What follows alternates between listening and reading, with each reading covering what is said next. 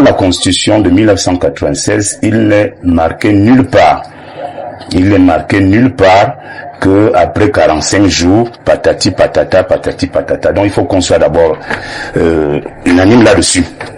C'est-à-dire que nous avons une constitution qui a été promulguée en 1996. Le 18 janvier 1996. Donc je dis bien, en son article 6, alinéa 4, il est clairement stipulé là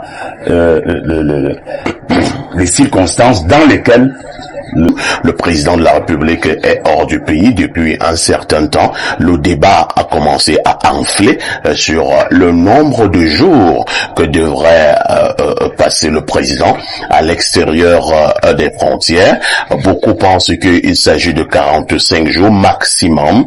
Passé ces délais, on peut constater la vacance à la tête de l'État. Lorsque je parle de débat, d'autres sont également sortis pour faire comprendre qu'il n'en est rien. Ils ont d'ailleurs invoquer la règle constitutionnelle pour faire comprendre que, parlant de vacances à la tête de l'État, la Constitution est claire et dit dans quel cas on peut constater la vacance, en cas de décès, en cas de démission ou en cas d'empêchement définitif.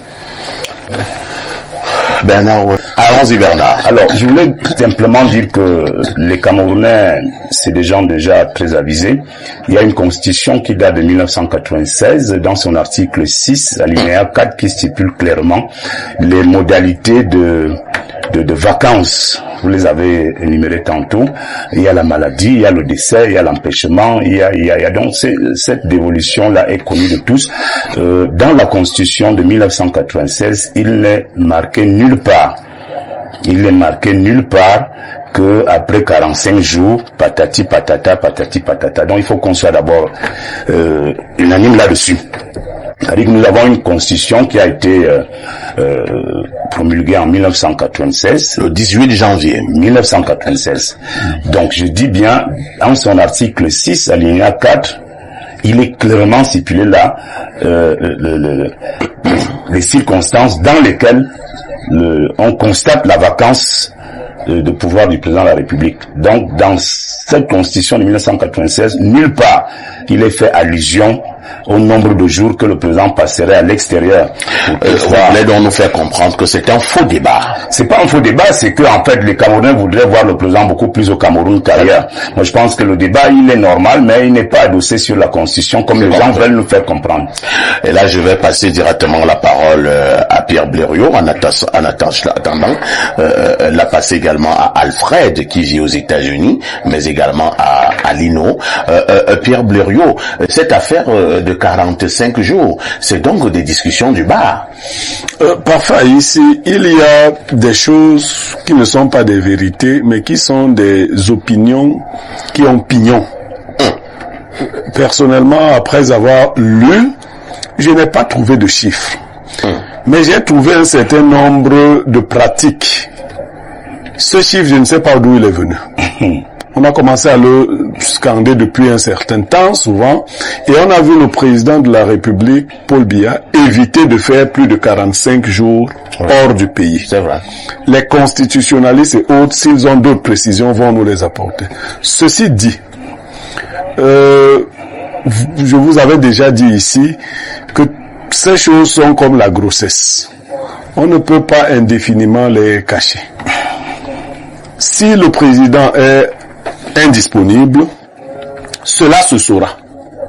Il n'y aura même pas besoin qu'on compte les jours.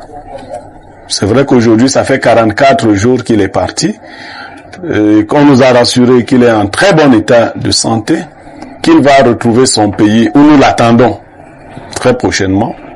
Ce que je lui souhaite, c'est qu'il retrouve ce pays. Très bien.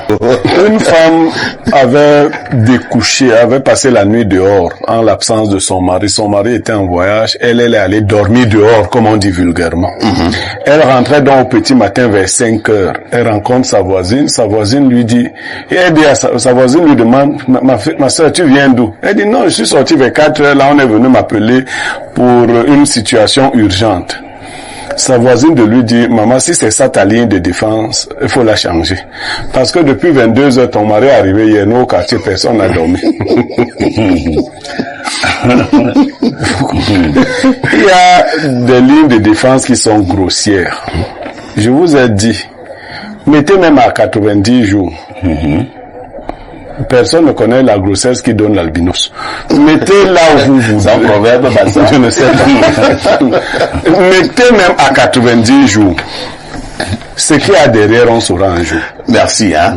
Merci, Pierre Bleringer, mec. On termine avec Alain Doc. Alain Doc, cette affaire de 45 jours ayant trait à la vacance à la tête de l'État, est-ce qu'il faut dire c'est juste du pipeau? Même si je dois reconnaître qu'il y a quelques années, le président de la République était allé également en séjour privé. Je pense qu'il était en Suisse. Et, les gens commençaient déjà à parler. Le président est venu, je pense, très exactement le 43e ou 44e jour. Le 44e jour, l'après-midi, à la veille d'un match du Cameroun, le 44e jour, le président est arrivé au pays et le président est reparti 2 jours plus tard.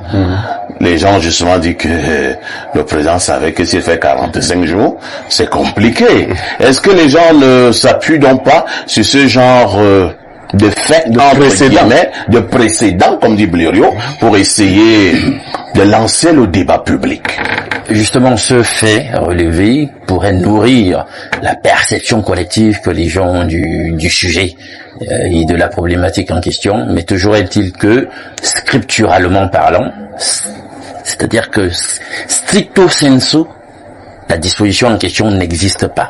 Il n'y a pas un chiffre, et encore que, quand bien même nous serions dans les situations clairement indiquées par l'article 6, alinéa 4, décès, démission ou incapacité définitive. Empêchement définitif. Voilà. Vous allez constater qu'il faut encore que le Conseil constitutionnel constate.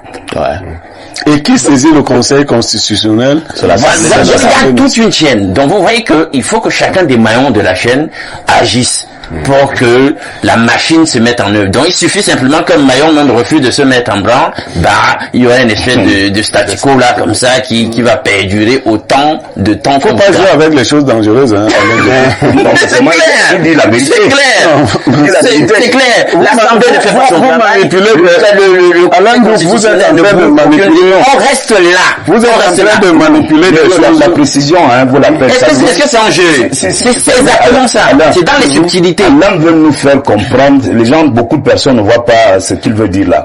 En fait, c'est l'exécutif qui nomme ces personnes, qui proposent ces personnes qui sont élues au perchoir, que ce soit au Sénat, que ce soit à l'Assemblée nationale.